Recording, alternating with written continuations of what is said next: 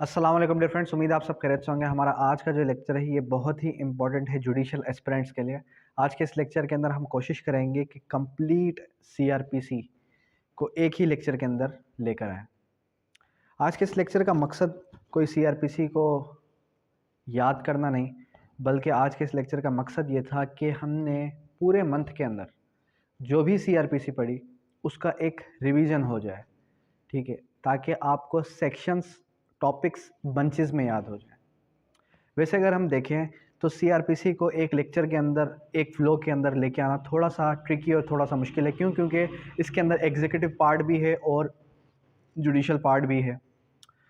तो हमने क्या किया कि सीआरपीसी के अंदर जो हमारा जुडिशियल पार्ट था सिर्फ और सिर्फ उसी को हम डिस्कस करेंगे, जो हमारा एग्जीक्यूटिव पार्ट है उसको डिस्कस नहीं करेंगे, ठीक है। और कोशिश करेंगे कि जो हमारा ट्रायल का चैप्टर है, जैसे कि trial by magistrate, trial by court of session and high court and summary trial, ठीक है, ये वाला चैप्टर हो गया। इससे पहले वाला फ्रेमिंग ऑफ चार्ज हो गया, और फिर इसके बाद वाला अपील वाला, और फिर अपील के बाद ट्रायल बाय लुनेटिक। ये जो इंपॉर्टेंट चैप्टर्स हैं इनको थोड़ा डिटेल में डिस्कस कर लें, ठीक है।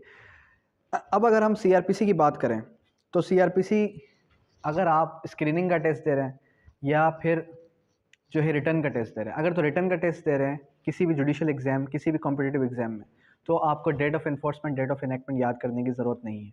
लेकिन तो अगर आप दे रहे हैं स्क्रीनिंग का टेस्ट, तो आपके लिए बहुत ही ज़रूरी है कि आप पर्टिकुलर लॉज की date of enforcement, date of enactment याद कर लें।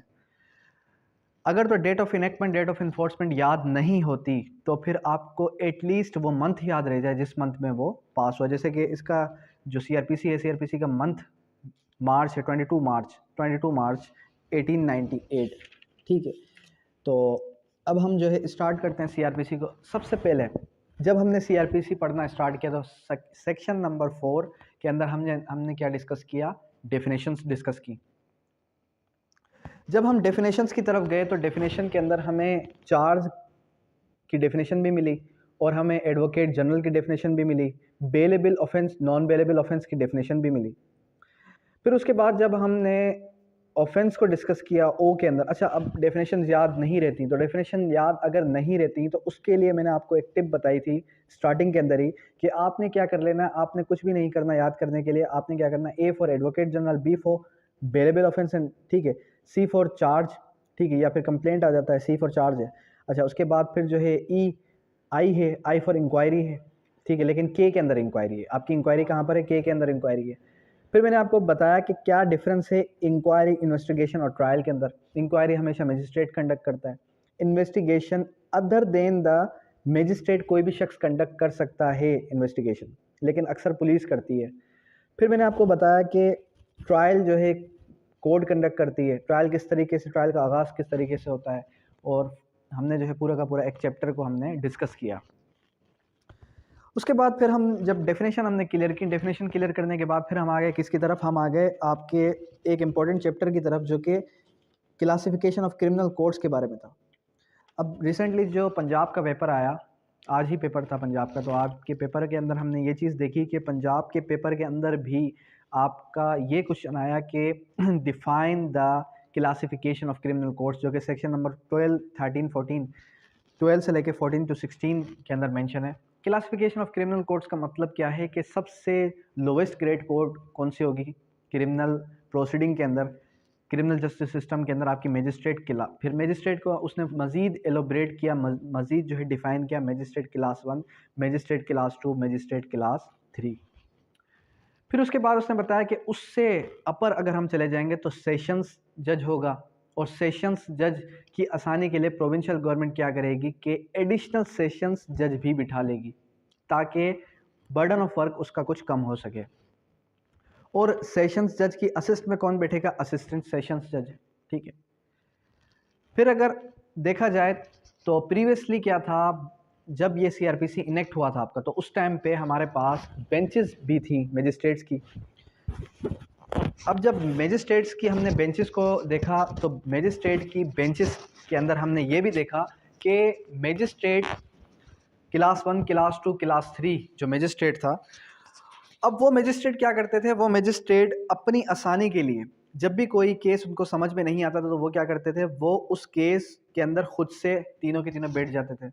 करंटली हमारे पास क्या है? करंटली हमारे पास प्रोसीडिंग के अंदर मजिस्ट्रेट क्लास 1 है और मजिस्ट्रेट क्लास 2 भी आपको कहीं ना कहीं मिल जाते हैं, रिसेंटली अपॉइंटमेंट्स हुई, लेकिन मजिस्ट्रेट थर्ड क्लास नहीं है और मजिस्ट्रेट फर्स्ट क्लास ही आपको तकरीबन मिलेगा हर प्रोविंस, हर डिस्ट्रिक्ट और हर तहसील के अंदर। उसका रीज़न क्या है? उसका रीज़न ये है कि मजिस्ट्रेट क्लास 1 को पावर्स दे दी गई हैं, इन्वेस्ट कर दी गई हैं सेकंड और थर्ड की, ठीक है। अच्छा, उसके बाद फिर होगी हाई कोर्ट। अब हाई कोर्ट के अंदर हाई कोर्ट की आसानी के लिए क्या करेगी हाई कोर्ट अपने डिविजनल बेंचेस बना देगी। बेंचेस किस तरीके से? जैसे कि आपको पता है कि सिंध के अंदर हमारे पास स्पेसिफिक जो हाई कोर्ट है पर्टिकुलरली वो कहाँ पर है? कराची के अंदर है। उसने आसानी के लिए क्या किया कि हाई कोर्ट की एक बेंच सर्किट बना दी हैदराबाद के अंदर, एक बेंच सर्किट बना दी सखर के अंदर, ताकि लोगों के लिए कन्वीनियंट हो जाए हाई कोर्ट की रसाई तक पहुंचना, ठीक है। ये हमने पढ़ा क्लासिफिकेशन ऑफ क्रिमिनल कोर्ट्स का। फिर उसके बाद एक सुप्रीम कोर्ट होगी। अच्छा, सुप्रीम कोर्ट पर सीआरपीसी एप्लीकेबल नहीं है, ये भी मैंने आपको बताया था कि सुप्रीम कोर्ट पर सीआरपीसी एप्लीकेबल नहीं है। उसके बाद फिर हमने डिस्कस किया जस्टिस ऑफ पीस, जो कि मोस्ट इंपॉर्टेंट आपका टॉपिक है सीआरपीसी का, सेक्शन 22 से लेकर 25 तक। 22A और B क्या कहती है? Powers and duties of justice of peace. अक्सर हमने ये देखा कि हमारे पास करंटली प्रैक्टिस के अंदर क्या है, जस्ट क्लास 6 ही जो है पावर यूज़ की जाती है, लेकिन अगर हम देखें, अगर हम मज़ीद बुक की तरफ जाएं, बैरक की वर्डिंग को पढ़ें, तो में एक जो है जस्टिस ऑफ पीस के पास बहुत सारी पावर्स हैं, मोर देन 6 पावर्स हैं।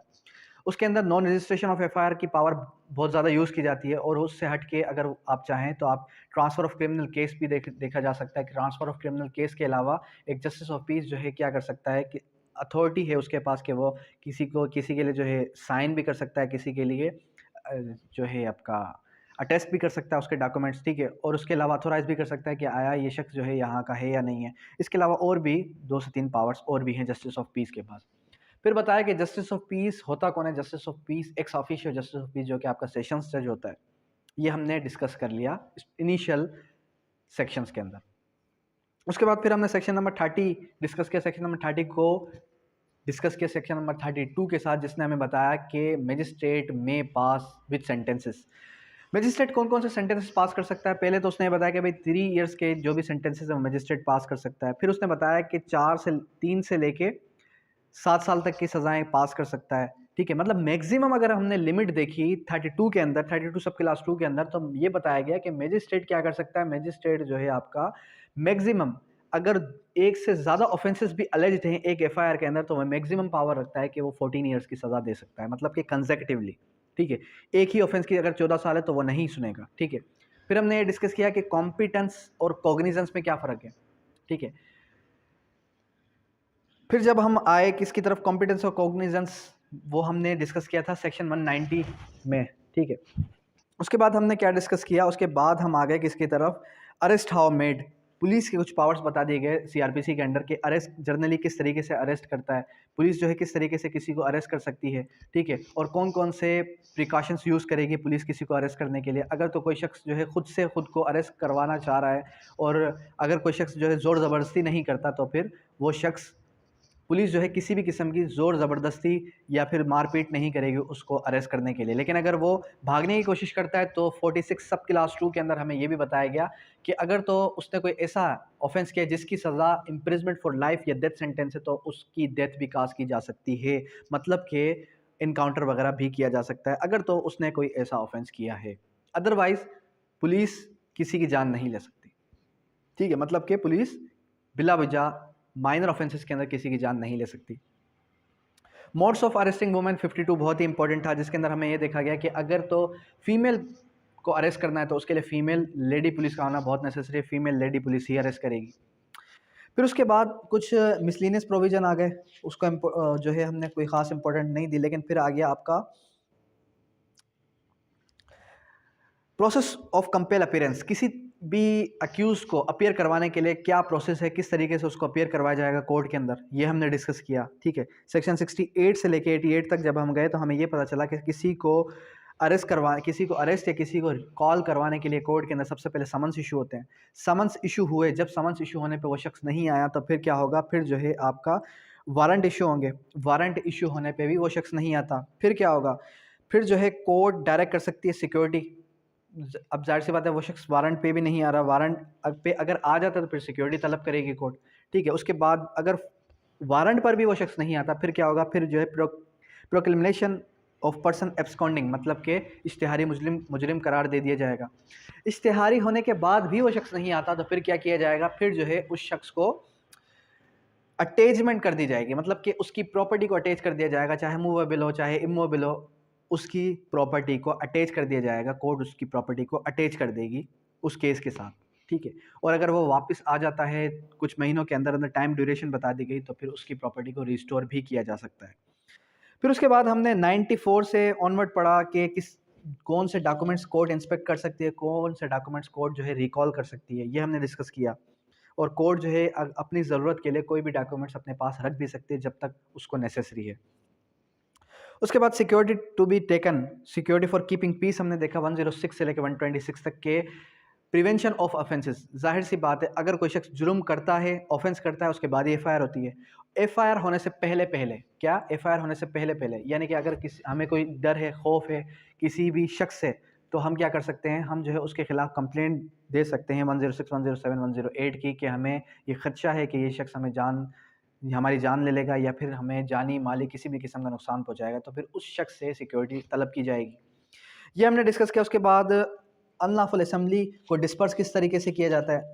अनलॉफुल असेंबली को डिस्पर्स करने के लिए हमने ये देखा कि जाहिर सी बात है जब भी कोर्ट क्या करेगी, जब भी आपकी कोर्ट ये देखती है कि अनलॉफुल असेंबली डिक्लेयर हो गई है, तो उसको डिस्पर्स करने के लिए, उसको ख़त्म करने के लिए कोर्ट जो है कोई भी पुलिस की फ़ोर्स लेगी, और पुलिस अगर कम है तो पुलिस जो है सिविलियंस के फोर्स ले सिविलियंस की हेल्प लेंगे, और अगर सिविलियंस भी कम है तो फिर मिलिट्री की हेल्प भी ली जा सकती है। उसके बाद पब्लिक न्यूसेंस पढ़ा कि जब भी आप एक वकील बन जाते हैं तो अपने इलाके के अंदर, अपने एरिया के अंदर किस तरीके से आप बताएंगे कि आप वकील हैं। जाहिर सी बात है आप जो है क्या करें, आप उनके खिलाफ कोई भी केस कर दें, आप किसी भी चीज़ से, आप अपने इलाके के अंदर किसी भी आई दो आल दो, आप जो है किसी की आवाज़ से, किसी के शोर से, किसी के आने जाने से, किसी की बाइक खड़ी करने से आप जो है मुतमईन नहीं है, आप ये कहते हैं कि मैं जो है इस चीज़ से डिस्टर्ब होता हूँ मेंटली, या किसी भी तरीके से डिस्टर्ब हो रहा हूँ, तो फिर आप पब्लिक न्यूसेंस का केस कर दें, ठीक है। ये हमने डिस्कस किया 133 से ऑनवर्ड। फिर उसके बाद हम कहाँ आ गए, हम आ गए 144 दफ़ा 144 कब कहाँ कहाँ कब कब नाफिज होती है। ये होम डिपार्टमेंट की पावर है, लेकिन इसको हम डिस्कस नहीं करते, क्यों, क्योंकि हमें पहले डिस्कस कर चुका हूँ कि ये एक एग्जीक्यूटिव पावर है। इसको हम इंशाल्लाह नेक्स्ट लेक्चर के अंदर डिस्कस करेंगे। अब हम आते हैं हमारे एक्चुअल प्रोसीजर की तरफ, जो सीआरपीसी का एक्चुअल प्रोसीजर था। तो लास्ट टाइम मैंने आपको बताया था कि एक ऑफेंस होता है, एक ऑफेंस होने के बाद या तो वो ऑफेंस होता है आइदर कॉग्निजेबल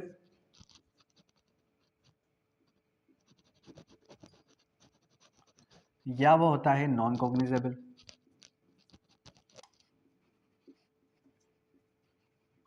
ठीक है। अब ऑफेंस कॉग्निजेबल होगा तो क्या होगा, नॉन कॉग्निजेबल होगा तो क्या होगा। फिर हमने ये भी देखा कि ऑफेंस या तो होता है बेलेबल या तो होता है नॉन बेलेबल। अब ऑफेंस होता है या तो कंपाउंडेबल या तो नॉन कंपाउंडेबल। अब इन तीनों में डिफरेंस क्या है, पहले इसको क्लियर कर देते हैं, फिर यहाँ से ऑनवर्ड चलेंगे। देखें, कॉग्निजेबल और नॉन कॉग्निजेबल का डिफरेंस क्लियर करें। कॉग्निजेबल काबिल दस्तरअंदाजी पुलिस। कॉग्निजेबल का मकसद क्या है, ऐसा कोई भी ऑफेंस जिस ऑफेंस के अंदर पुलिस क्या कर सकती है, पुलिस किसी को विदाउट वारंट अरेस्ट कर सकती है। नॉन कॉग्निजेबल ऑफेंस क्या होता है, नॉन कॉग्निजेबल ऑफेंस वो ऑफेंस होता है जिसके अंदर पुलिस विदाउट वारंट किसी भी शख्स को अरेस्ट कर ही नहीं सकती।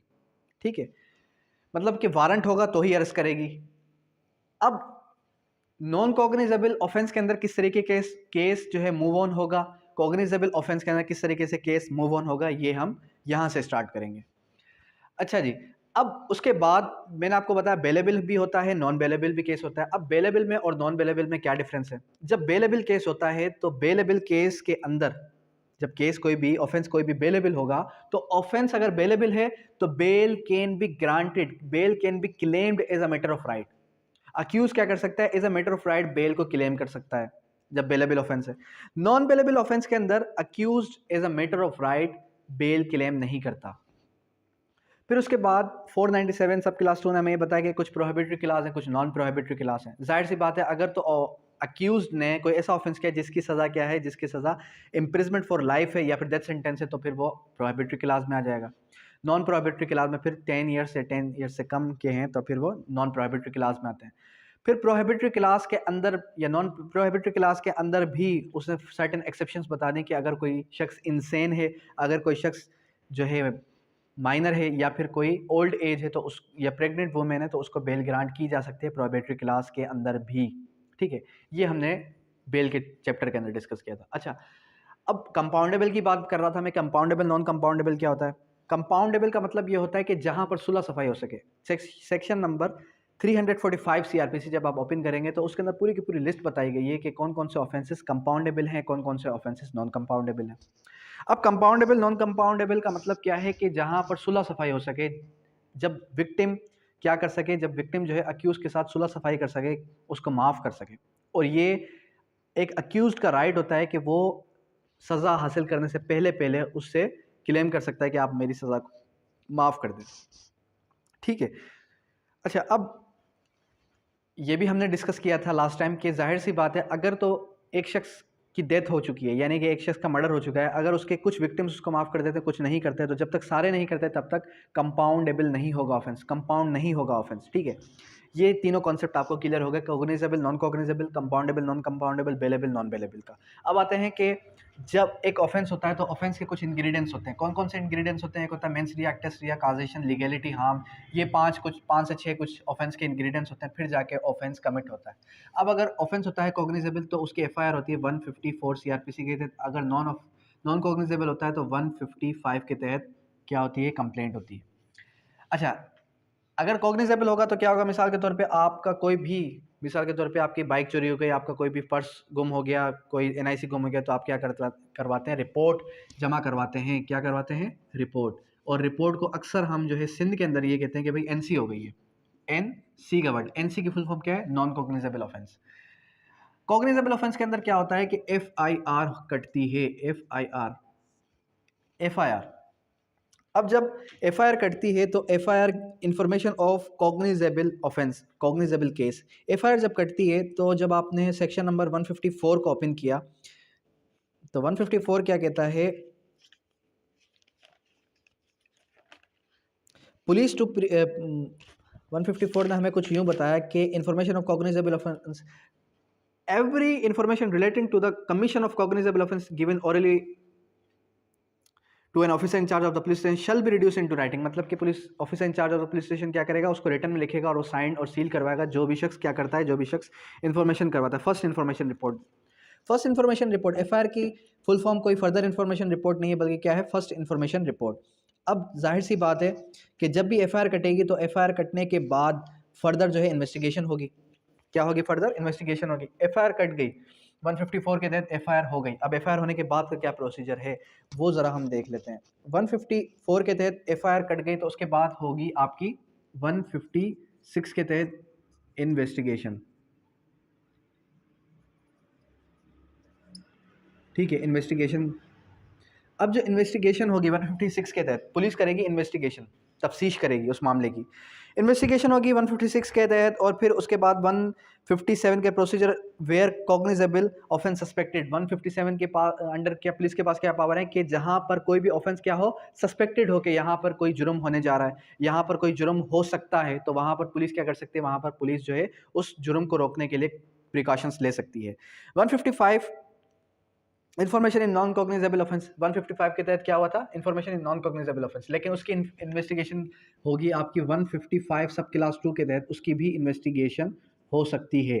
ठीक है, जर्नली होती नहीं है लेकिन हो सकती है, अगर आप चाहें तो करवा भी सकते हैं। उसके बाद आगे आपका नेक्स्ट प्रोविजन जो कि मोस्ट इंपॉर्टेंट प्रोविजन है वो कौन सा है? Police power to require witnesses. 160 के तहत, सेक्शन 160 के तहत क्या होता है? सेक्शन 160 के तहत विटनेसेस को कॉल किया जाता है और 161 के तहत विटनेसेस की गवाहियाँ ली जाती हैं। फिर उसके बाद 164 बहुत ही इंपॉर्टेंट है। 164 होता है कन्फेशन। ठीक है, कन्फेशन। अब ये कन्फेशन किसके सामने होता है? कन्फेशन होता है मजिस्ट्रेट के सामने। और कन्फेशन कौन करता है? अक्यूज करता है। अक्यूज से हट के अगर कोई भी स्टेटमेंट्स जो है विटनेसेस की हैं तो वो भी 164 के तहत रिकॉर्ड की जा सकती हैं, लेकिन जर्नली आपका कन्फेशन 164 के अंडर होता है। उसके बाद फिर आ जाता है आपका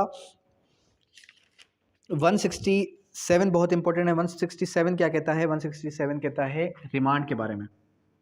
167 किस चीज़ के बारे में है? रिमांड। रिमांड का मतलब क्या है? To send back. एक होता है रिमांड के कुछ दो काइंड्स हैं, इसका अगर आप डिटेल लेक्चर सुन लेंगे तो आपको समझ में आ जाएगा। रिमांड के दो काइंड्स हैं, एक होता है जुडिशियल रिमांड और एक होता है फिजिकल रिमांड। रिमांड का मतलब क्या होता है? टू सेंड बैक, एक केस को वापस भेज देना। अच्छा, अब पुलिस की ये ड्यूटी है कि पुलिस क्या करे? पुलिस जो है तफ्तीश करे 24 घंटों के अंदर अंदर। कितने घंटों के अंदर? वन जो है आपका 167, 164, 160, 167 procedure when investigation can not be completed with in 24 hours. जब इन्वेस्टिगेशन आपकी 24 घंटों के अंदर अंदर कंप्लीट ही नहीं हो सकती।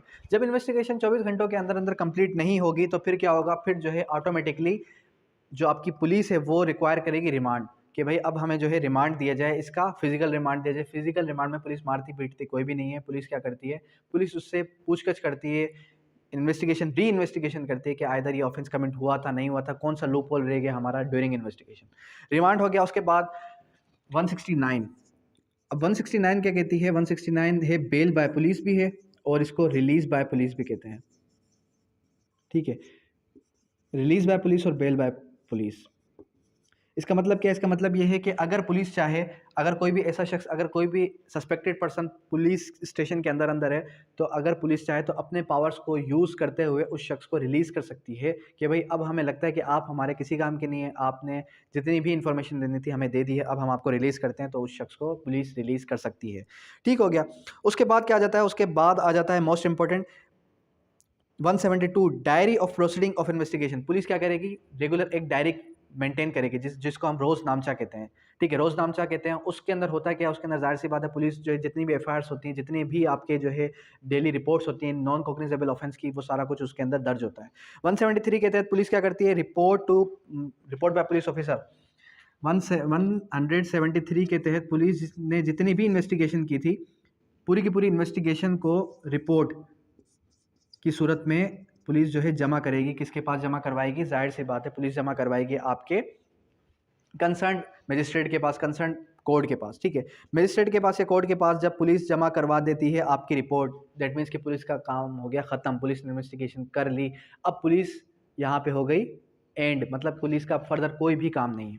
अच्छा, अब जब हम बात कर रहे थे इसकी नॉन कॉग्निजेबल ऑफेंस की, तो नॉन कॉग्निजेबल ऑफेंस देखें, जस्टिस आसिफ सईद खोसा साहब की जो जजमेंट है उसके मुताबिक second FIR, third FIR, SIR, TIR band है पाकिस्तान के अंदर। अब जाहिर सी बात है जब एफआईआर तो ठीक है, लेकिन एफआईआर उसी सेम एफआईआर पर जो आपकी second FIR, third FIR band है, इसका आप डिटेल लेक्चर सुन लेंगे तो आपको मजीद समझ में आ जाएगा। लेकिन खैर, कहने का मकसद सिंपली मेरा इतना है कि जब एफआईआर की सेकंड और थर्ड एफआईआर बैंड हो चुकी है तो फिर अब हम क्या करें? अब हमारे पास क्या रेमेडी है? अगर तो किसी अक्यूज ने ही क्या कर दी? एफआईआर करवा दी, फिर आप चले जाएंगे किसकी तरफ? कंप्लेंट की तरफ। जब कंप्लेंट केस मूव ऑन होता है तो कंप्लेंट केस मूव ऑन होता है 200 सीआरपीसी के तहत। और ये बात याद रखें कि जब कंप्लेंट केस और जब आपका एफआईआर वाला केस, यानी कि इसको हम कहते हैं नॉन चालान केस, इसको हम कहते हैं चालान केस, जब आपका नॉन चालान केस और चालान केस एक ही सेम ऑफेंस के ऊपर दोनों के दोनों मूव ऑन हो रहे हैं, ठीक है, दोनों के दोनों एक के ऊपर मतलब कि एफआईआर भी हो चुकी है और कंप्लेंट भी दर्ज हो चुकी है, तो उसके ऊपर सबसे पहले कंप्लेंट केस चलेगा, उसके बाद आपका चालान यानी कि एफआईआर वाला केस चलेगा। एफआईआर वाले केस को हम क्या कहते हैं? चालान केस। क्यों? क्योंकि लास्ट में जो रिपोर्ट जमा होती है उसको हम क्या कहते हैं? पुलिस क्या जमा करवाती है? चालान। ये नॉन चालान क्यों है? क्योंकि इसके अंदर पुलिस का कोई भी काम नहीं है, ये डायरेक्ट आप किसके पास जमा करवाते हैं? सीधा सीधा आप जाते हैं किसके पास? आप जाते हैं कोर्ट के पास, कंप्लेंट दर्ज करवाते हैं। ठीक है, 200 सीआरपीसी जब हमने ओपन किया, एग्जामिनेशन ऑफ कंप्लेनेंट 200 सीआरपीसी के तहत क्या होता है? एग्जामिनेशन होती है कंप्लेनेंट की, कंप्लेनेंट की एग्जामिनेशन होती है, फिर प्रोसीजर चलता है। मजिस्ट्रेट अगर देखता है कि कोई भी केस कॉग्निजेबल ऑफेंस है तो वो डायरेक्शन देता है पुलिस को कि आप इसकी इन्वेस्टिगेशन करें। फिर 202 के तहत पोस्टपोनमेंट हो जाती है इशू ऑफ प्रोसेस की, यानी कि उस प्रोसेस को, कंप्लेंट वाले केस को क्या किया जाता है? पोस्टपोन कर दिया जाता है। फिर 203 के तहत क्या होता है? Dismissal of complainant. कंप्लेनेंट क्या, कंप्लेंट को डिसमिस कर दिया जा सकता है अगर कंप्लेंट कोई फॉल्स है। ठीक है, उसके बाद फिर 204 जो है इशू ऑफ प्रोसेस। 204 के तहत अगर मजिस्ट्रेट को लगता है कि हाँ भाई इशू ऑफ प्रोसेस होना चाहिए, इस केस को मजीद मूव ऑन होना चाहिए, तो वो आगे उस केस को लेके चलेगा।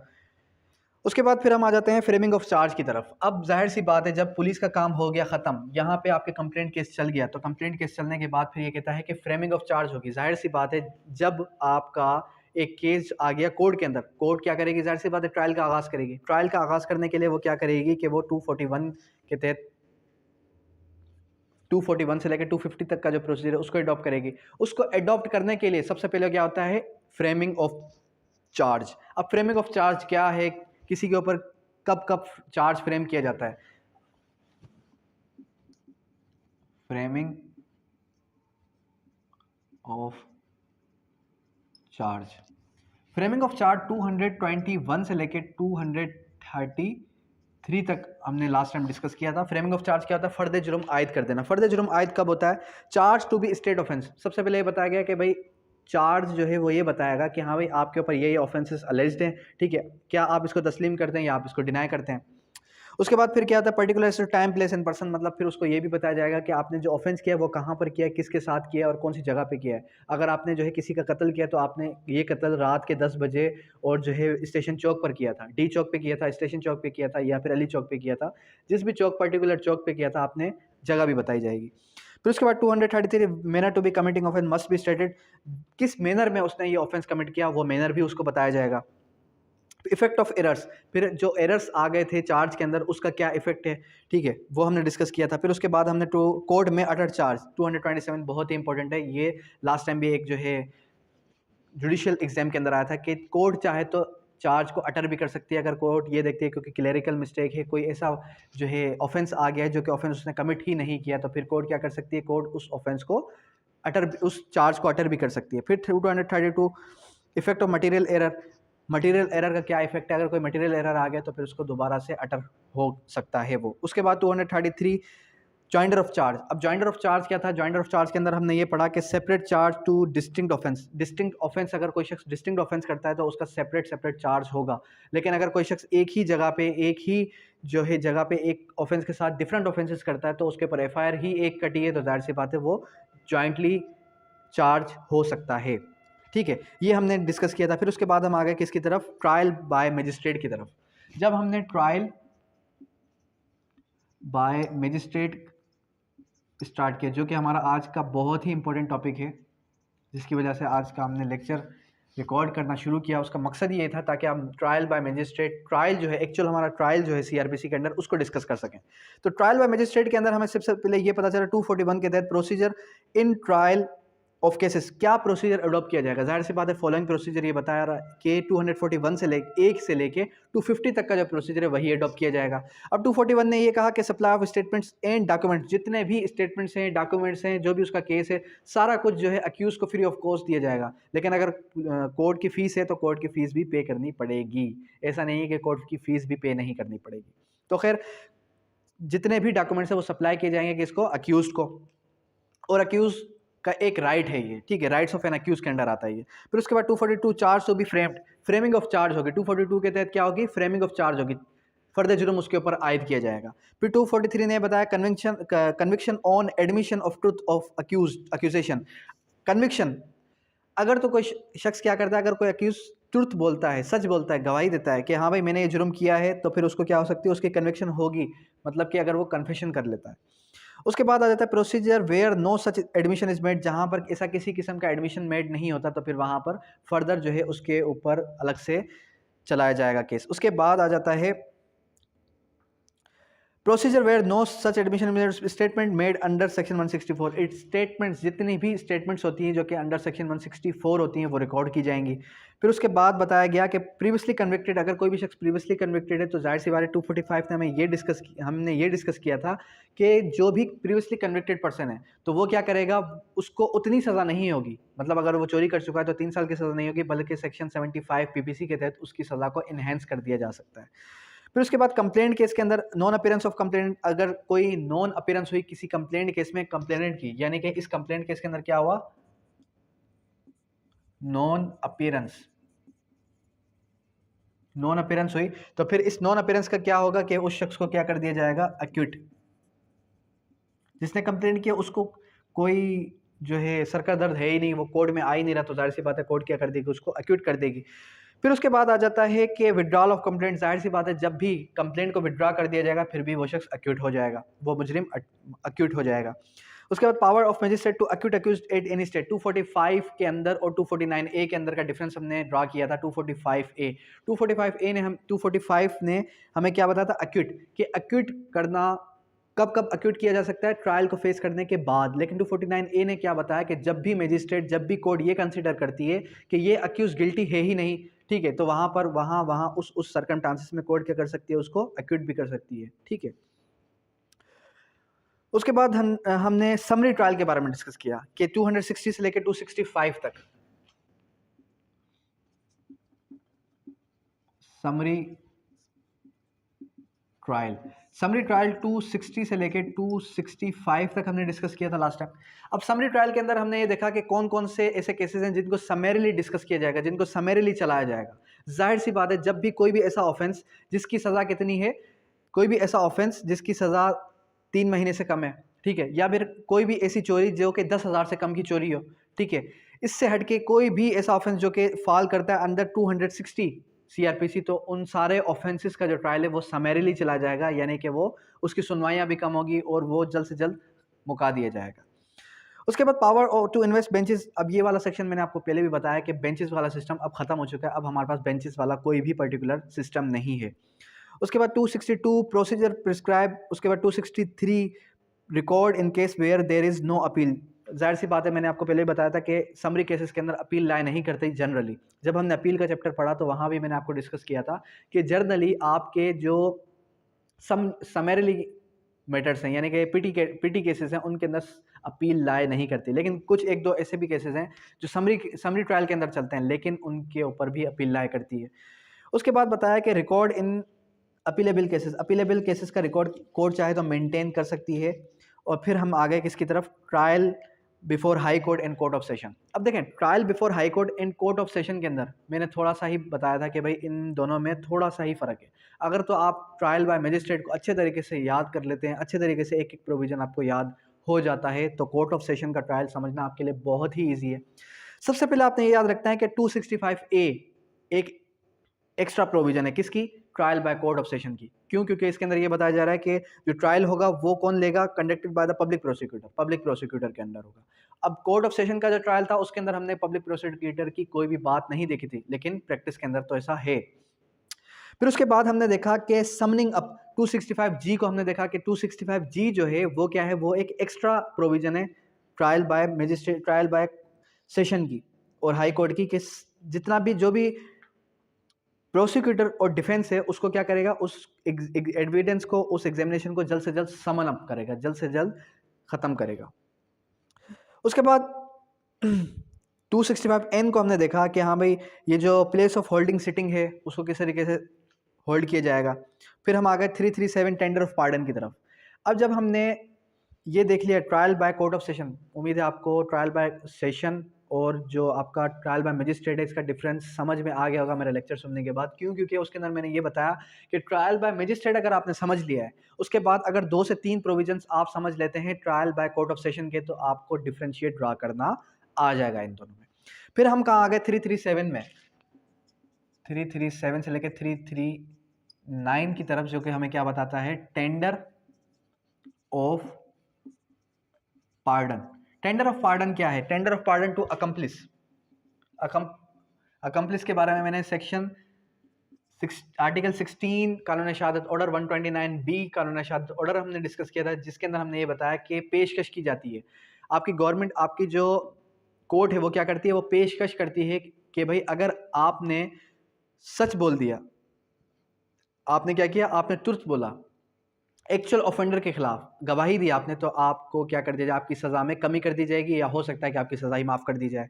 तो उसको पेशकश की जाती है, उसको क्या की जाती है, पेशकश, टेंडर कर दिया जाता है, पार्डन कर दिया जाता है, ठीक है, ये हमने डिस्कस किया। फिर उसके बाद हम क्या आ गए, हम आ गए 340 के अंदर, right of person against whom proceeding are instituted to be defendant in competence to be witness. 340 के ने हमें सिंपली एक जनरल प्रोविजंस हमने डिस्कस की थी, general provisions as to inquiries and trial के अंदर, कि भाई जो 340 सेक्शन है ना, ये बहुत ही इंपॉर्टेंट है। 340 सेक्शन क्यों इंपॉर्टेंट है? 340 सेक्शन ने हमें सिंपली इतना बताया कि भाई कोई भी शख्स अपने दिफा के लिए, अपने डिफेंस के लिए बोल सकता है। अपने दिफा के लिए, अपने डिफेंस के लिए क्या कर सकता है, बोल सकता है, आल द प्लीडर के थ्रू भी, आल द खुद के लिए भी। यानी कि जाहिर सी बात है, मैं देख रहा हूँ कि ये पूरी की पूरी प्रोसीडिंग ही मेरे खिलाफ चल रही है, तो मैं अपने दिफा के अंदर, अपने बचाव के अंदर बोल सकता हूँ। उसके बाद फिर 341 के जहां पर अक्यूज्ड अंडरस्टैंड नहीं कर पाता, 341 ने क्या बताया, procedure accused can not understand proceedings. ठीक है, जहां पर अक्यूज प्रोसीडिंग को समझ ही नहीं पा रहा, ऐसा कोई ऑफेंस है जहां पर अक्यूज को समझ भी नहीं आ रहा, या अब इसका क्या मतलब, इसका मतलब ये है सिंपली कि वो डम्प एंड डीफ है, वो गुंगा बहरा शख्स है। फिर क्या होगा, 341 के तहत उसकी कार्रवाई होगी, 341 के तहत उसकी प्रोसीडिंग का आगाज होगा। उसके बाद कहाँ आ गए, उसके बाद हम आ गए power to examine the accused. Court के पास पावर है 342 के तहत, कोर्ट जब चाहे किसी भी अक्यूज को एग्जामाइन कर सकती है। कोर्ट क्या कर सकती है, जब चाहे किसी भी अक्यूज को एग्जामाइन कर सकती है। अच्छा, एक बहुत ही इंपॉर्टेंट चैप्टर मिस हो गया मुझसे, कौन सा, कॉग्निजेंस के बारे में, कॉग्निजेंस के बारे में, जो कि 190 से लेके 195 तक का था। इस चैप्टर के अगर हमने डिस्कस किया हो तो इस चैप्टर के अंदर हमने क्या क्या डिस्कस किया था, ये जरा देख लें हम। तो इस चैप्टर के अंदर हमें बताया गया cognizance of offences by magistrate, magistrate किन किन ऑफेंसेस के अंदर कॉग्निजेंस ले सकता है। फिर 190 सब क्लास 2, 190 सब क्लास 2 के अंदर मजिस्ट्रेट क्या करता है, मजिस्ट्रेट जो है केस को भेज देता है किसके पास, कोर्ट ऑफ सेशन के पास। कोर्ट ऑफ सेशन के पास तब भेजता है कि जब मजिस्ट्रेट को लगता है कि मैं ये केस के लिए कॉम्पिटेंट नहीं हूँ। अच्छा भाई, फिर आ जाता है 192 के अंदर क्या होता है कि जब कोर्ट ऑफ सेशन ये देखती है, जब कोर्ट ऑफ सेशन क्या देखती है, जब कोर्ट ऑफ सेशन ये देखती है कि एक मजिस्ट्रेट इस केस के लिए कॉम्पिटेंट नहीं है, फिट नहीं है, तो वो 192 के तहत एक केस को ट्रांसफर कर देती है, ट्रांसफर करती है before commencement of trial, trial के कमेंस होने से पहले पहले। ठीक है, 192 ये कहता है, मतलब 192 पावर है कोर्ट ऑफ सेशन की, और 190 सब क्लास 2 पावर है किसकी, मजिस्ट्रेट की। फिर हम कहाँ आ गए थे, हम कहाँ पहुंचे थे, हम पहुंचे थे 342 में। उसके बाद 342 के बाद कुछ मिसलिनियस प्रोविजंस हमने डिस्कस की। फिर हम कहाँ आ गए, mode of recording evidence. Mode of recording evidence के अंदर 353 बहुत इंपॉर्टेंट था, जो हमें, जिसने हमें बताया कि evidence to be taken in presence of accused, evidence 353 ने हमें ये बताया कि evidence to be taken in presence of accused के, देखें ना, सीआरपीसी के अंदर तकरीबन आपको 10 से 12 या तकरीबन 10 से 15 ऐसे राइट्स मिलेंगे जो कि राइट्स ऑफ द अक्यूज्ड के अंदर फॉल करते हैं। जो किस में फॉल करते हैं, राइट्स ऑफ द अक्यूज के अंदर। तो manner of recording evidence, evidence किस तरीके से रिकॉर्ड किया जाएगा, एविडेंस रिकॉर्ड करने का मैनर क्या होगा, ये हमने पढ़ा। ठीक है, फिर उसके बाद 363 इंपॉर्टेंट था, रिमार्क्स ऑफ विटनेसेस। जो भी विटनेस होगा, जो भी गवाही देगा, अगर आपका मजिस्ट्रेट, आपकी कोर्ट देखती है कि हाँ भाई वो शख्स दिखने में ऐसा लग रहा है कि वो झूठ बोल रहा है, दिखने में ऐसा लग रहा है कि वो कोई ना कोई बात छुपा रहा है कोर्ट से, तो उसके बारे में कोर्ट रिमार्क्स भी देगी। उसके बाद एग्जामिनेशन हाउ रिकॉर्डेड, 364 बहुत ही इंपॉर्टेंट है। 364 हमेशा रेड विथ होता है किसके, 364 is always red with 164।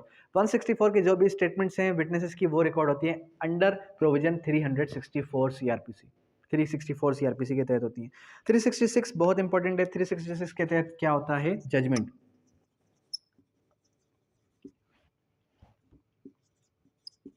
Three 366 ने हमें ये बताया कि जब एविडेंस रिकॉर्ड हो जाएंगे तो एविडेंस रिकॉर्ड होने के बाद जजमेंट दी जाएगी। जज खुद से जजमेंट लिखेगा, या आइदर, अगर तो वो जज जो है लिख नहीं सकता, उसका हाथ टूटा हुआ है, या फिर वो इनकेपेबल है, मतलब कि उसको एमएस ऑफिस यूज़ करना नहीं आता, कंप्यूटर यूज़ करना नहीं आता, तो वो जो उसका ऑफिसर ऑफ द कोर्ट है, यानी कि जो आपका रीडर है, उसको डिक्टेट करेगा और वो जो है ओपन कोर्ट के अंदर लिखेगा, और लिखने के बाद ओपन कोर्ट के अंदर बताएगा कि जजमेंट किसके फेवर में, किसके अगेंस्ट पास हुई है। और लैंग्वेज कौन सी होगी जजमेंट की, जाहिर सी बात है लैंग्वेज ऑफ द कोर्ट होगी, आइदर इंग्लिश हो सकती है, आइदर कोई और लैंग्वेज हो सकती है। फिर उसके बाद आता है submission of sentence and confirmation. फिर 374 से लेकर 380 तक हमने ये देखा कि कोर्ट क्या करेगी, कोर्ट ऑफ मजिस्ट्रेट जब भी कोई सेंटेंस पास करेगी, किसको सेंटेंस पास करती है किसी भी अक्यूज के खिलाफ, तो वो क्या करेगी, वो जो है कंफर्म करेगी। अच्छा, एक होता है कंफर्मेशन और एक होता है कंफर्मेशन और एक होता है सबमिशन। अब दोनों में फ़र्क क्या है, सबमिशन वो वर्ड है जिसका मैंने आपको लास्ट टाइम भी ये बताया था कि सबमिशन इज डेट वर्ड, कि जहाँ पर इजाज़त लेने के बाद कोई सेंटेंस पास किया जाए, इजाज़त लेने के बाद कोई सेंटेंस पास किया जाए, और सेंटेंस पास करने के बाद अगर इजाज़त ली जाए तो वो होती है कन्फर्मेशन। ठीक है, तो कोर्ट कब कब कन्फर्म करेगी? जाहिर सी बात है, अगर तो कोई डेथ सेंटेंस पास कर दिया है, अगर तो कोई जो है आपकी लाइफ इम्प्रिजमेंट पास कर दिया, तो फिर उसके बाद सेशंस कोर्ट ऑफ सेशन क्या कर सकती है? आपके हाई कोर्ट से कंफर्म करवा सकती है। ये हमने डिस्कस किया। फिर उसके बाद एग्जीक्यूशन के बारे में हमने देखा कि execution in order pass by the 376 और पोस्टपोनमेंट की जा सकती है सेंटेंस की। अब जाहिर सी बात है, हमने ये देखा कि जब एग्जीक्यूशन का टाइम आता है, एग्जीक्यूशन मतलब कि अमल दरामद का टाइम आता है, एग्जीक्यूटिव कोर्ट वही कोर्ट क्या करेगी? उस सेंटेंस को एग्जीक्यूट करवा के देगी, यानी कि उसको सज़ा दिलवा के देगी। यानी कि अगर डेथ सेंटेंस है तो उसकी सज़ा मिलेगी उसको इस तारीख को या उस तारीख को। उसके बाद फिर हमने ये देखा कि पोस्टपोनमेंट ऑफ प्रेग्नेंट वुमेन, ये बहुत ही इंपॉर्टेंट प्रोविजन था कि जिसके अंदर हमें ये पता चला कि अगर कोई भी फीमेल प्रेग्नेंट है तो उसकी सज़ा को पोस्टपोन कर दिया जा सकता है जब तक उसका बच्चा पैदा नहीं हो जाता और जब तक वो बच्चा 3 से 4 साल का नहीं हो जाता। ठीक है, फिर उसके बाद ये सारे के सारे इंपॉर्टेंट ये चैप्टर कंप्लीट हुआ। फिर उसके बाद आ गया suspension, रेमिशन and computation of the sentence. 401 402 CrPC हमने देखा। 401 और 402 सीआरपीसी के अंदर क्या देखा? सस्पेंशन कि कोर्ट के पास कब कब पावर है सस्पेंड करने की, लेकिन हमें यह पता चला कि सस्पेंशन की पावर और रेमिशन की पावर किसके पास है? आपकी गवर्नमेंट के पास। आपकी प्रोविंशियल गवर्नमेंट चाहे तो किसी की सज़ा कम कर सकती है, किसी भी मुजरिम की सज़ा कम कर सकती है, आइदर उसकी सज़ा लाइफ इम्प्रिजमेंट ही क्यों ना हो। अब वो कम कब कब करेगी? जाहिर सी बात है, अगर वो कोई ऐसा काम कर रहा है कि जिससे बाहर वालों को फ़ायदा हो रहा है, ब्लड बैंक ओपन कर लिया उसने, तो इससे क्या होगा? इससे बाहर वालों को अगर फ़ायदा हो रहा है एक मुजरिम की वजह से, तो उसकी सज़ा को कम किया जा सकता है। फिर ब्लैक वारंट के बारे में हमने पढ़ा कि अगर मर्सी पिटीशन कब दाखिल की जाती है? मर्सी पिटीशन यानी कि जब आप डेथ सेंटेंस पास हो चुका है आपके खिलाफ, एक अक्यूज के खिलाफ। जब एक अक्यूज के खिलाफ डेथ सेंटेंस पास हो जाए तो डेथ सेंटेंस पास होने के बाद वो अक्यूज क्या कर सकता है? वो अक्यूज जो है मर्सी पिटीशन दाखिल कर सकता है प्रेसिडेंट को, यानी कि लास्ट ऑप्शन बचती है प्रेसिडेंट के पास मर्सी पिटीशन दाखिल करने की। ठीक है, उसके बाद फिर क्या हमने डिस्कस किया? उसके बाद हमने डबल जियोपर्डी, बहुत ही इंपॉर्टेंट प्रोविजन डिस्कस किया था। Double जियोपर्डी 403 CrPC. 403 सीआरपीसी ने हमें ये बताया डबल जियोपर्डी, इसके क्रॉस रेफरेंसेस भी देखे थे, जैसे कि सेक्शन 11 सीपीसी और आर्टिकल 58 कानून शहादत ऑर्डर, और इसके अलावा आपका आ गया सेक्शन 26 जर्नल क्लासेस एक्ट और आर्टिकल 13 कॉन्स्टिट्यूशन ऑफ पाकिस्तान।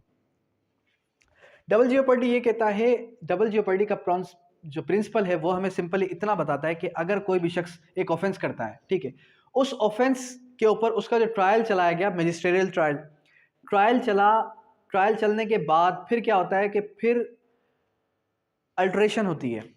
फिर मैजिस्ट्रेट को ऐसा लगता है कि भाई रीट्रायल होना चाहिए। क्या होना चाहिए? रीट्रायल का भी हमने पढ़ा था ना, रीट्रायल, डिनोवो ट्रायल होना चाहिए, क्योंकि मैजिस्ट्रेट ने अपना ट्रायल सही तरीके से कंडक्ट नहीं किया। अब जब रीट्रायल होता है, एक शख्स हो जाता है इसके अंदर कन्विक्ट, एक शख्स हो जाता है इसके अंदर एक्यूट। तो जब एक शख्स एक्यूट हो गया, तो एक्यूट या कन्विक्ट होने के बाद उसके ऊपर दोबारा से ट्रायल नहीं चलाया जा सकता। ठीक है, ये हमने पढ़ा था डबल जियोपर्डी का प्रिंसिपल सिंपल इतना कहता है कि अ पर्सन वंस एक्यूटेड और convicted can not be tried for the same offence. ठीक है, लेकिन सर्टेन इसकी एक्सेप्शन भी थी, वो भी मैंने आपके साथ डिस्कस की थी। फिर उसके बाद हमने क्या डिस्कस किया? उसके बाद हम आ गए अपील के चैप्टर की तरफ कि अपील कब कब लाए करेगी। हमने देखा कि अपील कहाँ कहाँ लाए करती है, अपील कौन कौन से केसेस के अंदर लाए करती है। सबसे पहले तो याद रखें कि पीटी केसेस के अंदर अपील लाए नहीं करती। फिर अपील लाए कहाँ करती है? कह रहा है कि unless otherwise provided no appeal lies. उसके बाद 411 A, appeal from sentence of high court के पास आप अपील कब लाए कर सकते हैं। ठीक है, फर्स्ट अपील कब होती है, सेकंड अपील कब होती है, ये हमने सारा कुछ अपील के चैप्टर के अंदर डिस्कस किया। उसके बाद हम कहाँ आ गए? उसके बाद हम आ गए रिवीजन की तरफ। रिवीजन के अंदर हमने ये देखा कि जहाँ पर अपील लाए नहीं करती वहाँ पर रिवीजन लाए करेगी। और रिवीजन कब लाए करेगी? कि जब कोई भी कोर्ट अपनी जुरिस्डिक्शन से ओवर राइड कर जाए, जब कोई भी कोर्ट क्या कर जाए, अपनी जुरिस्डिक्शन से ओवर राइड कर जाए। निगरानी, क्या हमने डिस्कस किया? रिवीजन के बारे में। तो रिवीजन के अंदर हमने ये देखा कि सेल्फ एक्शन से भी हो सकता है और application of the aggrieved party से भी हो सकता है। लेकिन अपील में क्या था? अपील में सिर्फ by the aggrieved party he appeal करती है, और अपील करने के बाद या तो उस सज़ा को कन्विक्शन में या तो उस सज़ा को एक्विटल में बदला जा सकता है, लेकिन सज़ा को बढ़ाया नहीं जा सकता। ये आपने याद रखना है कि अपील में कभी भी सज़ा बढ़ती नहीं है, बल्कि या तो सज़ा कम होती है या तो सज़ा ज़्यादा होती है, या तो कन्विक्शन टू एक्विटल और एक्विटल टू कन्विक्शन हो जाती है। रिवीजन के अंदर हमने ये देखा कि भाई जब भी कोर्ट रिवीजन करे, जब भी कोर्ट के अंदर रिवीजन होगी तो पार्टीज़ के पास ये राइट नहीं है कि पार्टीज़ जो है एविडेंस कॉल कर सकें, पार्टीज़ अपने आप का दिफा कर सकें। उसके बाद फिर हम आ गए ट्रायल बाय लुनेटिक। 364 को हमने डिस्कस किया ट्रायल बाय लुनेटिक को, कि अगर कोई शख्स पागल है at the time of facing trial, at the time of facing trial अगर कोई शख्स क्या है, लुनेटिक है, तो लुनेटिक शख्स है जो कि at the time of facing trial अगर लुनेटिक है, पागल है, इडियट है, ठीक है, तो उस शख्स का ट्रायल अंडर लुनेटिक ट्रायल चलाया जाएगा और उसको अपॉर्चुनिटी दी जाएगी। अपॉर्चुनिटी क्या दी जाएगी? अपॉर्चुनिटी सिंपली यही होगी कि उसके ट्रायल को पोस्टपोन कर दिया जाएगा और लुनेटिक असाइलम में भेजा जाएगा, यानी कि पागल खाने में भेजा जाएगा, ठीक है। और उसके बाद जब वो बिल्कुल सही हो जाता है, जब कोर्ट को ऐसा लगता है कि अब इस केस को दोबारा से रीओपन करना चाहिए और इस अक्यूज़ को दोबारा से बुलाना चाहिए, तो कोर्ट क्या करेगी? कोर्ट उस अक्यूज़ को दोबारा से बुलाएगी। और अक्यूज़ को दोबारा से बुलाने के बाद क्या होगा? अक्यूज़ को दोबारा से बुलाने के बाद सिंपली इतना होगा कि उसका ट्रायल दोबारा से रिकमेंस होगा, उसका ट्रायल दोबारा से चलाया जाएगा। ये हमने डिस्कस किया था लुनेटिक ट्रायल के अंदर। फिर हम कहाँ आ गए? फिर हम आ गए कुछ मिसलिनियस प्रोविजंस को हमने डिस्कस किया।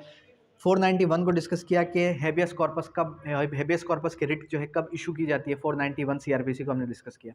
491 सीआरपीसी क्या था कि जब भी कोई शख्स इलीगली डिटेन्ड हो, ठीक है, तो हम 199 कॉन्स्टिट्यूशन ऑफ पाकिस्तान के तहत एक जो है रिट दाखिल करते हैं उसकी हाई कोर्ट के अंदर 491 सीआरपीसी की।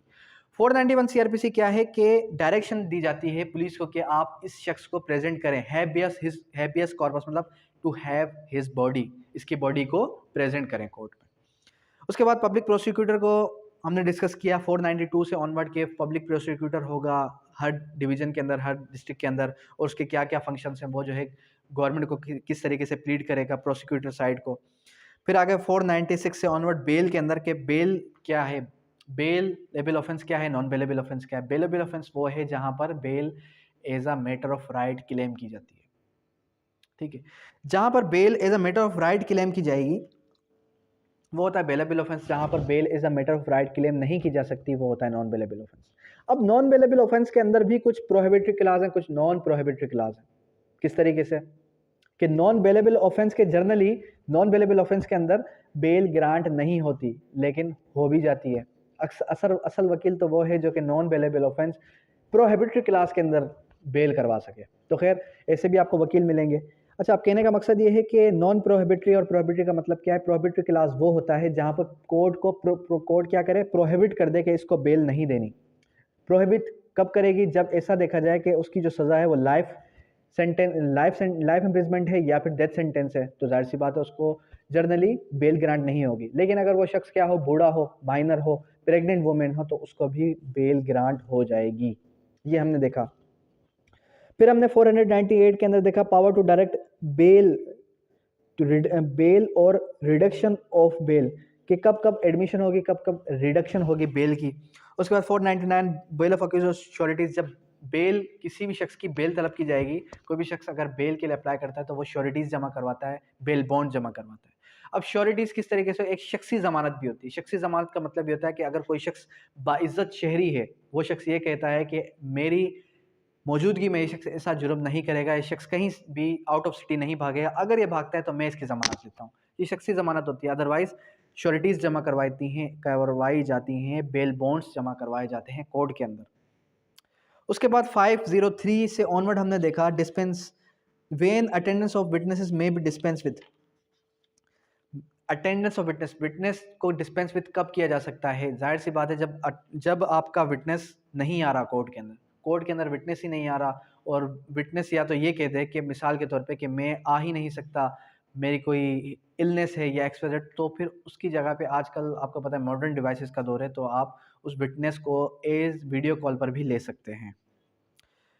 अब उसके बाद फिर हमने देखा कि 529 530 इंपॉर्टेंट था। 529 से लेके 530 30 CRPC irregularities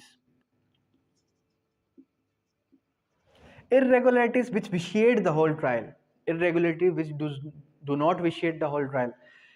कौन कौन सी इरेगुलरिटीज हैं उसकी पूरी की पूरी एक लंबी लिस्ट बताई गई कि एक कोर्ट के पास एक पावर है ही नहीं, एक कोर्ट के पास एक पावर है ही नहीं, ठीक है, और वो पावर वो यूज़ कर जाए। अब जैसे कि मिसाल के तौर पे मैं फिजिक्स पढ़ाता ही नहीं हूँ लेकिन फिर भी मैं फिजिक्स पढ़ा जाऊँ, ठीक है, तो इसी तरीके से मुझे मैथमेटिक्स आती नहीं है लेकिन मैं फिर भी मैथमेटिक्स पढ़ा जाऊँ।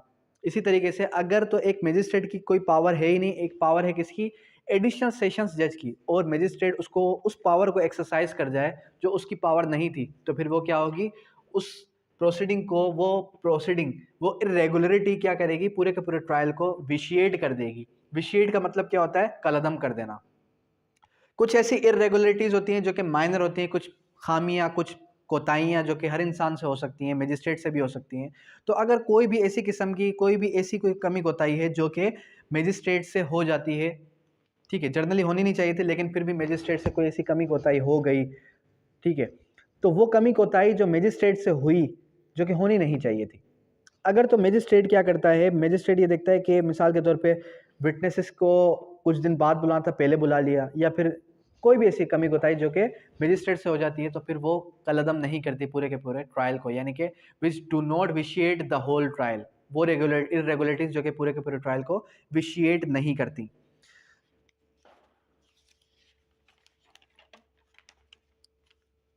उसके बाद फिर हमने देखा इंस्पेक्शन ऑफ द कोर्ट। उसके बाद हमने कमीशन के बारे में भी पढ़ा था, कमीशन कब कब अपॉइंट होगी। जब भी कोर्ट के अंदर कोर्ट को ऐसा लगता है कि लोकल कमीशन अपॉइंट होनी चाहिए, जैसे कि सेक्शन 75 सीपीसी के अंदर देखा था हमने, इसी तरीके से सीआरपीसी के अंदर भी आपका लोकल कमीशन का जिक्र है। किसके अंदर जिक्र है, लोकल कमीशन का आपका जिक्र आ जाता है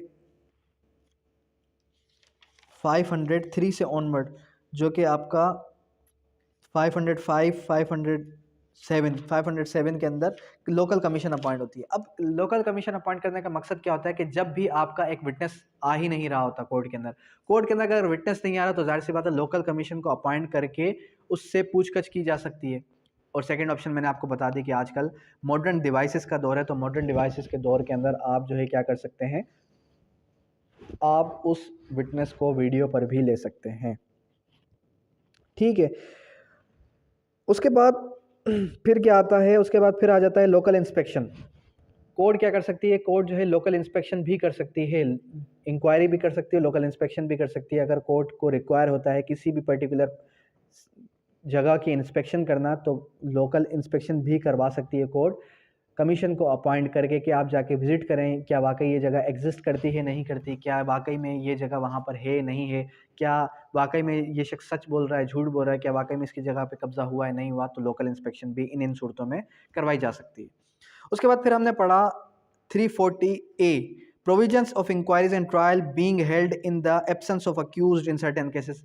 ट्रायल इन एब्सेंशिया के बारे में हमने पढ़ा कि ट्रायल इन एब्सेंशिया का क्या कॉन्सेप्ट है, कब कब अक्यूज्ड के एब्सेंस में कोई भी ट्रायल कंडक्ट किया जा सकता है।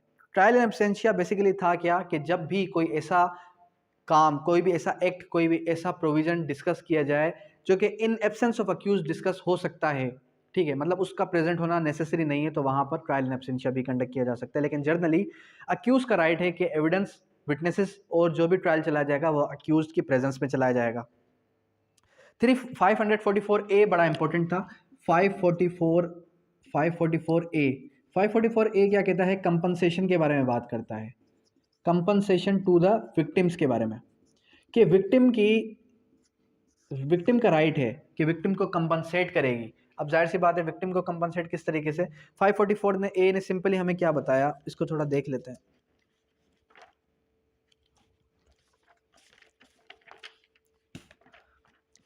544A, अगर कोई शख्स मर गया है, whenever the person is convicted of an offence of the commission death, hurt, injury, तो उसको कंपनसेट करेगा। कौन कंपनसेट करेगा भाई, जाहिर सी बात है आपका एक अक्यूज पर्सन कंपनसेट करेगा विक्टिम को, यानी कि विक्टिम कंपनसेशन के बारे में बात की जा रही है।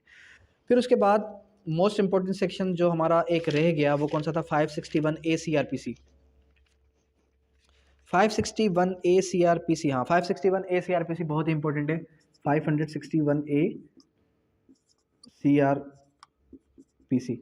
561A सीआरपीसी क्या है? Inherent power of high court. अब आप अक्सर कंफ्यूज होते हैं कि 561A सीआरपीसी और 151 सीपीसी में क्या डिफरेंस है। तो देखें 151 सीपीसी में 2x की स्पीड में 1.5x की स्पीड में चला हूँ आज, ठीक है। तो आपको स्पीड बढ़ाने की ज़रूरत नहीं है। क्यों? क्योंकि मुझे पता था कि ये लेक्चर 2.5 से 3 घंटे वाला भी हो सकता है, इसलिए मैंने जितना स्पीड में कर सकता था, जितना इसको शॉर्ट में शॉर्ट कर सकता था, उतना मैंने शॉर्ट किया है। आज के लेक्चर का मकसद सिर्फ सिंपल इतना था ताकि आपको मैंने जो पूरा सीआरपीसी पढ़ाया है उसका एक रिवीजन हो जाए। अच्छा खैर, तो इन दोनों में डिफरेंस क्या था? इन दोनों में डिफरेंस का मकसद सिंपल इतना था कि 561A सीआरपीसी क्या है? Inherent power of the high court है, क्रिमिनल हाई कोर्ट, ठीक है। उसके बाद एक पावर है किसकी? 151 सीपीसी की। जो 151 सीपीसी है वो है inherent power of the civil courts, all civil courts, ठीक है। अब 561A सीआरपीसी के अंदर कब कब एक्सरसाइज, जब भी कोई एग्जीक्यूटिव ऑर्डर पास हो जाता है, जब भी कोई एग्जीक्यूटिव ऑर्डर पास हो जाता है तो उसके खिलाफ हम जो है क्या करते हैं? हम कोई अपील या रिवीजन फाइल नहीं करते, हम 561A सीआरपीसी फाइल करते हैं। मिसाल के तौर पे एफआईआर लॉन्च हो गई, एफआईआर लॉन्च होने के बाद हमें क्वैश करवानी है, एफआईआर को ख़त्म करवाना है, तो 561A के तहत हम एफआईआर को क्वैश करवाएंगे, because it is an executive order. ये एक एग्जीक्यूटिव ऑर्डर पास हुआ है, तो इसके खिलाफ हम कहाँ जा सकते हैं? 561A के तहत हम उसको क्वैश करवा सकते हैं, ठीक है। अच्छा, अब उसके बाद क्या है? अब उसके बाद 561A सीआरपीसी हो गया, 562 ठीक है। अब उसके बाद क्या करना है आपने? इस पूरे के पूरे सीआरपीसी को पढ़ना किस तरीके से? इस पूरे के पूरे सीआरपीसी के अंदर के जो भी आपके इंपॉर्टेंट चैप्टर्स हैं, जैसे कि मैंने आपको बताया इन्वेस्टिगेशन का चैप्टर था, इन्वेस्टिगेशन चैप्टर के अंदर जो इंपॉर्टेंट सेक्शंस थे, मैंने सिर्फ आपको सिर्फ लाइट ईयर व्यू लिया है, मैंने कोई डिटेल में नहीं गया। अगर मैं एक भी चैप्टर के अंदर अगर मैं डिटेल में चला जाता आज, तो आपका ये लेक्चर 4 घंटे तक भी जा सकता था, और मुझे पता है ये बहुत ही बोरिंग हो जाता, और फिर कोई भी स्टूडेंट इसको ना सुनता। जाहिर सी बात है, फिर स्टूडेंट्स यही कहते हैं कि सर ये तो बड़ा ही लेंदी लेक्चर है, तो फिर इसको सुनने से अच्छा हम जो है ये खुद से ही सेल्फ स्टडी क्यों ना कर लें। तो कहने का मकसद क्या है कि इस लेक्चर को बनाने का मकसद सिंपल इतना था ताकि आपको एटलीस्ट बंचेस में पता चल जाए कि कौन सा चैप्टर इंपॉर्टेंट है, कौन सा चैप्टर इंपॉर्टेंट नहीं है, किस चैप्टर के अंदर हमने क्या क्या डिस्कस किया था। एटलीस्ट अगर आपको ये हाव नाव भी हो जाती है आज के लेक्चर की वजह से कि किस लेक्चर के अंदर हमने क्या डिस्कस किया, क्या नहीं डिस्कस किया, तो भी मोर देन इनफ है। जैसे कि मैंने आपको बताया कि सबसे पहले ऑफेंस होता है, ऑफेंस के 5 इंग्रेडिएंट्स है, उसके बाद फिर कॉग्निजेबल है, नॉन कॉग्निजेबल है, उसके बाद फिर जो है इन्वेस्टिगेशन का पूरा चैप्टर मैंने आपको बताया। लेकिन डिटेल में आपने क्या करना है? आपने वो वाला लेक्चर सुन लेना है जो कि डिटेल में मैंने आपको इन्वेस्टिगेशन चैप्टर 14 डिस्कस किया था। अच्छा भाई, चैप्टर नंबर 14 हमने डिस्कस कर लिया, उसके बाद फिर हम कहाँ चले गए? हम चले गए ट्रायल की तरफ, मतलब कंप्लेंट केस की तरफ, कि कंप्लेंट किस तरीके से दर्ज हुई, कंप्लेंट के रिलेवेंट प्रोविजंस कौन कौन से हैं। फिर फ्रेमिंग ऑफ चार्ज के बारे में देखा। इंपॉर्टेंट में इंपॉर्टेंट जो आपका मेन दिल है ना सीआरपीसी की, वो क्या है? ट्रायल। ट्रायल का आगाज होना, ट्रायल का इनिशिएट होना। ट्रायल के इनिशिएट होने से पहले पहले क्या है? कॉग्निजेंस होती है 190 के तहत। 190 के तहत आपका कोर्ट किस तरीके से कॉग्निजेंस लेता है, किस तरीके से उसको मूव ऑन करता है, वो सारा कुछ हमने यहाँ देखा। अच्छा खैर, ट्रायल जो है, ट्रायल का आगाज़ हुआ 241 से लेकर 250 तक। फिर हमने ये देखा कि क्या डिफरेंस है ट्रायल बाय मजिस्ट्रेट और कोर्ट ऑफ सेशन के ट्रायल में। फिर हमने जो है कुछ मिसलीनियस प्रोविजंस को डिस्कस किया। फिर एविडेंस होने के बाद फिर जजमेंट पास हो गई। यानी कहने का मकसद क्या है कि आपके एक ऑफेंस होने के बाद से ये पूरा जो है प्रोसीजर चलने के बाद क्या होता है? जजमेंट पास हो जाती है। जजमेंट पास होने के बाद फिर हमने देखा क्या? हमने देखा एग्जीक्यूशन, उसकी एग्जीक्यूशन एग्जीक्यूशन किसी भी ऑफेंस की एग्जीक्यूशन किस तरीके से होगी। यानी कि जजमेंट तो दे दे, जैसे कि आपको अक्सर पता होगा कि इमरान खान को सज़ा आ गई, लेकिन रिहाई हो गई, लेकिन उसको रिहा नहीं कर रही जेल। तो इस तरीके से जजमेंट पास हो गई। जजमेंट पास होने के बाद उसको एग्जीक्यूट किस तरीके से करवाएंगे, उसको एग्जीक्यूट किस तरीके से करवाएंगे, ये हमने देखा। उसके बाद कोर्ट कब कब सस्पेंशन कर सकती है, रेमिट कर सकती है किसी भी सज़ा को। फिर 403 सीआरपीसी बहुत ही इंपॉर्टेंट था, जिसको हमने क्या देखा कि भाई ये डबल जियोपर्डी है। डबल जियोपर्डी का मतलब क्या होता है? डबल जियोपर्डी का मतलब ये होता है कि भाई एक ही मुजरिम को एक से दो बार सज़ा, एक से ज़्यादा बार सज़ा नहीं होगी एक ही ऑफेंस के ऊपर। उसके बाद रिवीजन को डिस्कस किया। रिवीजन के बाद लुनेटिक ट्रायल को देखा। लुनेटिक ट्रायल के बाद irregularities which vitiate the whole trial, irregularities which do not vitiate the whole trial, वो डिस्कस किया। फिर उसके बाद हम आ गए किसकी तरफ? विक्टिम कंपनसेशन की तरफ। और फिर लास्ट में आ गए 561A सीआरपीसी।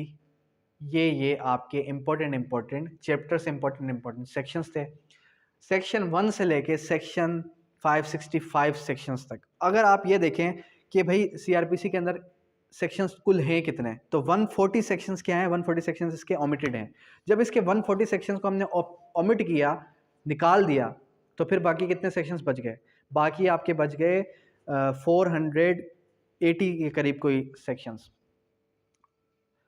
480 नहीं, 480 भी नहीं, बल्कि इससे भी कम बच गए, 420, मतलब 420 या 418 के दरमियान कोई सेक्शंस प्रोविजंस बच गए। तो इतने प्रोविजंस, मतलब कि 140 प्रोविजंस के ओमिट होने के बाद हमारे पास कोई सीआरपीसी बची 420 तक की सीआरपीसी। तो उसको अगर आपने याद करना है, फिर आप कहते हैं कि इसको भी शॉर्ट कर दें, इसको भी शॉर्ट करने के लिए क्या है, आपने ये इंपॉर्टेंट चैप्टर्स को अगर पढ़ लिया 3 से 4 बार, इन चैप्टर्स को 3 से 4 बार पढ़ लें, और बाकी का जो रिमेनिंग सीआरपीसी है जो कि इंपॉर्टेंट नहीं है उसको 1 या 2 बार पढ़ लें, आपको सीआरपीसी याद हो जाएगी। लेकिन क्या करना है, रिवीजन करते रहना है। अगर आप रिवीजन करना छोड़ देंगे, अगर आप बिल्कुल ही एक से 2 बार पढ़ लेंगे, याद हो गया हाँ भाई ठीक है, अब जैसे मैंने इस मंथ सीआरपीसी पढ़ाया, सीआरपीसी पढ़ाने के बाद का मकसद ये नहीं है कि अब मैं सीआरपीसी को बंद करके रख दूंगा अलमारी के अंदर, बिल्कुल भी ऐसा नहीं, बल्कि उसको मैं क्या करता हूँ, उसको मैं हर वीक के अंदर दोहरा रहा होता हूँ, रिवाइज कर रहा होता हूँ, जिससे मुझे प्रोविजंस याद होते हैं, बंचेस के अंदर सेक्शंस मेमोराइज हो जाते हैं। ठीक है, आपने भी क्या करना है, आपने भी इसी तरीके से सेक्शंस प्रोविजंस को क्रॉस रेफरेंसेस के साथ याद करने की कोशिश करनी है। ठीक है, होप सो आपको आज का लेक्चर समझ में भी आया होगा और मज़ा भी आया होगा। क्यों? क्योंकि आपने सीआरपीसी को पढ़ के ये लेक्चर सुना होगा। अगर तो स्टार्टिंग में सुना है तो हो सकता है बोरिंग भी लगा हो, लेकिन अगर पढ़ के ये लेक्चर सुना है, मेरे सारे लेक्चर सुन के ये वाला लेक्चर सुना है, तो आपको समझ में आ चुका होगा। अगर यहाँ तक किसी भी किस्म की कोई भी क्यूरी है, कोई भी क्वेश्चन है, तो आप कर सकते हैं। ठीक है, थैंक यू, डेट्स ऑल।